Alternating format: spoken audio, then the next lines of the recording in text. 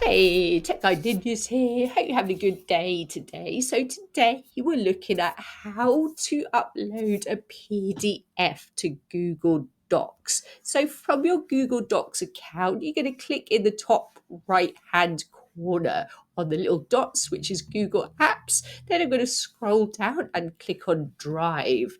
So to start with, this is where we're going to upload our PDF. So I'm going to click on New, File, Upload. Then I'm going to find the PDF on my laptop. So say it's this one. So I'm going to click on the PDF, click on Open, and you should see it open in the bottom right hand corner.